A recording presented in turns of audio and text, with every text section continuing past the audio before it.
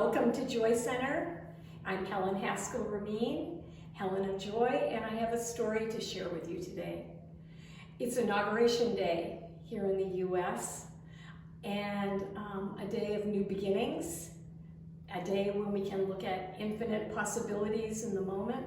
But really, so this is a story for this day, but it's also a story for every day, because every day in some way is a new beginning. And if we're really in the moment, in the now, we're open to infinite possibilities. And so here is my story in two parts. Part one. Once upon a time, my grandfather was a tall tree. And all of us sat underneath that tree in the shadow of this grandfather of mine.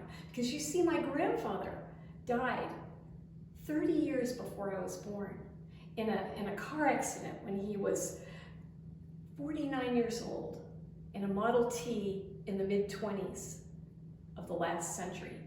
And my grandfather was a famous artist of the time.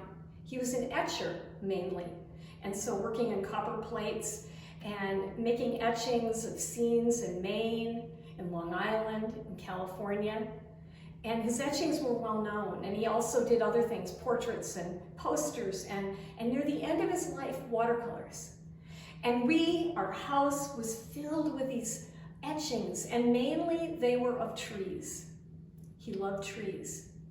And so I grew up surrounded in the shadow of this grandfather that wasn't really a grandfather you could sit on his lap. He was an artist, a myth, and we all sort of were in the shadow of it, not quite claiming our own artist selves. And so my house, when I grew up in my 20s, was filled with my grandpa, with his art. And it wasn't until I was 30 years old and I went back to school to get my degrees, and I realized that, oh my gosh, my friends are artists, and I too love to create art, and maybe I want on my wall something that's not my grandfather. And so one day when I was sitting with a friend and she was working on her senior project, her art project, I looked at it and I went, oh my gosh, I love this. I would love to buy this piece of art. And this piece of art was this fabric that she had batiqued, a long, skinny fabric. And she had created the batik of these figures, these dancing figures that were leaping, and they were twirling, and they were reaching to the sky, but all of their hands were attached to each other. They were holding hands, and she was sewing that day golden thread on the connection between their hands, and golden thread on each of their hearts. And that day she said, I have never sold a piece of art. And I said, I have never bought a piece of art. And that day, when I was about 30 and she was about 20, I bought this piece of art. And it has hung in my house for over 30 years now. And I've loved it. But it wasn't until last week when she signed up for one of my Zoom yoga classes. And this friend that I have loved all these years, but I really rarely see, I said to her, I have your art on the wall still. I love your art. I love that piece. And she was touched, and I was touched. And all week, I've looked at that piece of art with new eyes, and I thought, oh my gosh, it is as relevant to me today as it was then. And maybe on Inauguration Day, it is really relevant to see people holding hands, leaping with joy, connected heart to heart. Maybe that is a vision for this moment in time. And so I'm going to leave you with part one of that story. Part two of that story takes place this week as well. Once upon a time on Sunday, I looked at my wall in my kitchen and I thought to myself, you know, something needs to change. I need a change in this house. I need a change in this kitchen. And there's a piece of art on that wall that I've really loved over the years. It's a Tibetan artist and it's beautiful, but it just didn't feel alive to me anymore. And it was Sunday, and I'm not buying art at this moment, and what could I do? Because I really wanted to change right then. I went to the basement, and in the basement, that's where a lot of my grandfather's art has ended up. Because I have the art of my grown-uphood on the wall. And Grandpa's art, a lot of it has gone to the playroom in the basement. And I took off the wall, and a wall where we just never even notice it, this giant watercolor he probably did near the end of his life. And it was in the colors I love, and golds and turquoise, and it's brilliant and it's impressionistic. And I carried this big heavy piece of art up the stairs, and I brought it to the kitchen, and I asked my husband, I said, what do you think? What do you think about this on our wall here? He goes, you know, I've always really liked that. Let's go for it. And we hung it on the wall on Sunday. Today is Wednesday, so it's been on the wall 4 days. And all of a sudden, right off the bat, it became alive to me.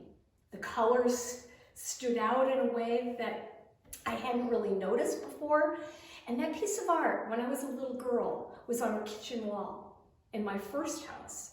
And I remember looking at it, and I liked it. I liked the colors of it then, and I never really got it. It's a big rock, a golden rock with turquoises and greens and some things growing in it, and then there's maybe a scene behind it, but I didn't know whether it was a little rock or a big rock. I didn't get it. I didn't know California yet. I didn't know their big mountains and what they looked like, but I've been there now. And I looked at it and I went, you know, I'm getting that. I'm getting that it's this big mountain, but it's impressionistic, and you can really look and see all these different things in it. It's alive. And then yesterday, something magical happened on inaugural eve. I looked at it and I went, oh my gosh, I get his vantage point. I get what he was painting. I get the scene behind it. I almost could picture where he was sitting in California to paint that picture. It was more expansive, more vibrant than I could have imagined. And so that is part 2 of my story. And how does that fit in on a day of new beginnings, of infinite potential, infinite possibilities? So what are we looking at that maybe we've looked at forever, all our lives, or maybe we've tucked away and we're looking at again, and something's become vibrant and new and more expansive? And so on this day of new beginnings, of infinite possibilities, as we open up to the future in this moment, I really invite myself and I invite you to think of all of us, regardless of political affiliation, regardless of gender, regardless of age, regardless of race, thinking of us like that piece of art I bought when I was 30 years old, and now 30 some years later still feels alive and vibrant and a dream for us to connect to, heart to heart. And I invite us to look at maybe what we've looked at forever and look at it in a new way. And broaden our perspectives and go, oh my gosh, I understand this vantage point now. Or I understand I can see it with different perspectives. So on this day, here we are, all of us, with the possibility to look at things more broadly and to look at things connected, with our hands connected and our hearts connected, opening up to a future and saying good morning to a new beginning. And that's the end of this story for now. And so, until next time, be safe, be well, listen to your heart, ask yourself what brings you most alive, and go out there and connect heart to heart, hand to hand.